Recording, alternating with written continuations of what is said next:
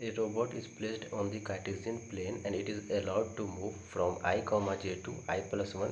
मतलब अगर वो I, j पे है तो यहाँ से वो इस कोऑर्डिनेट से I+1, j पे जा सकता है या फिर वो एक कोऑर्डिनेट ऊपर जा सकता है, डेट इज़ I, j+1।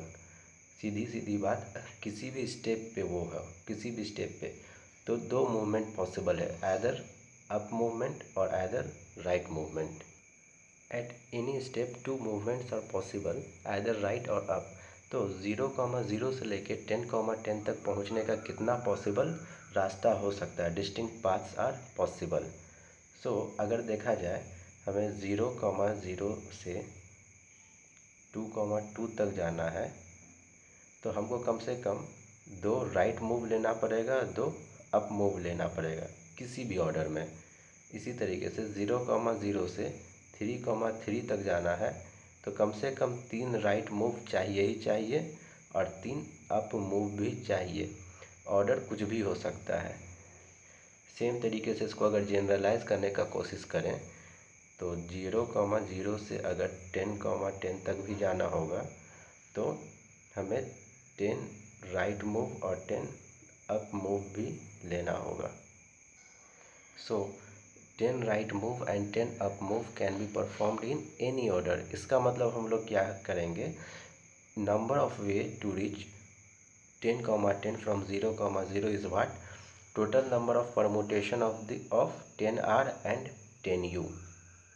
आप इसको नंबर ऑफ अरेंजमेंट भी कर सकते हो, मतलब 10R और 10U का कितना डिफरेंट नंबर ऑफ अरेंजमेंट हो सकता है। तो परमुटेशन के हिसाब से 10R + 10U 20 ऑब्जेक्ट्स हो गया, 20 factorial divided by 10 factorial divided by 10 factorial. 10 divide इसलिए किए क्योंकि 10 राइट मूव आपस में क्या है, आइडेंटिकल है। 10 अप मूव्स आपस में क्या है, identical. Since every right move is identical and every up move is also identical, इसलिए ये क्या हो गया, परमुटेशन विथ रेपिटेशन। और इसका वैल्यू हो जाता है 20C10। 20C10 is only option A.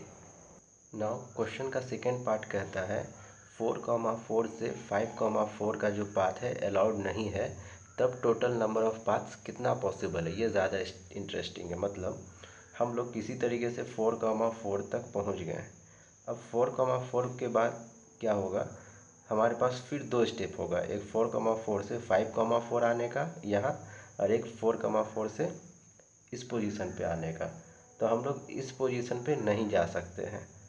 तो total number of path from 0 to 10 कितना पॉसिबल है। तो इसके लिए हम लोग क्या निकालेंगे, टोटल नंबर ऑफ पाथ पहले निकाल लेंगे। 0 से 10 तक जाने का कितना है, जो कि अभी निकाले 20C10, उसमें माइनस कर देंगे number of paths from 0 to 10,10 which is not involving 4,4 to 5,5। Sorry, बोलने में फिर मिस्टेक हो गया।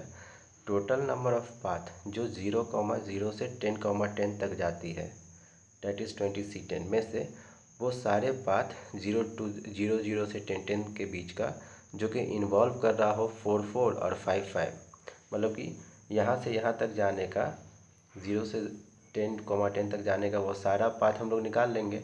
उसका उसमें माइनस कर देंगे वो सारा पाथ जो इस चीज़ को इन्वॉल्व कर रहा होगा। तो हमारा ये आंसर नॉट अलाउड वाला आ जाएगा। मतलब number of path which does not allowed this path is equal to 20। ये तो जान रहे हैं 0 से 10 जाने का रास्ता है 20C10 minus number of way to reach from 0 to 4,4 into number of way to reach from 5,4 to 10,10। तो ये हो जाएगा मेरा कितना, 8C4 इंटू ये हो जाएगा मेरा 11C5। अगर सोच रहे होगे कि 8C4 कैसे डायरेक्ट लिख दिए, तो जैसे 20C10 कैलकुलेट करना सिखाए थे 20 फैक्टोरियल बाई ये, उसी तरीके से 8C4 और 11C5 भी कैलकुलेट हो जाता है। इसको अगर माइनस कर देंगे 20C10 से तो ये सिमिलर है हमारे ऑप्शन नंबर डी से। डी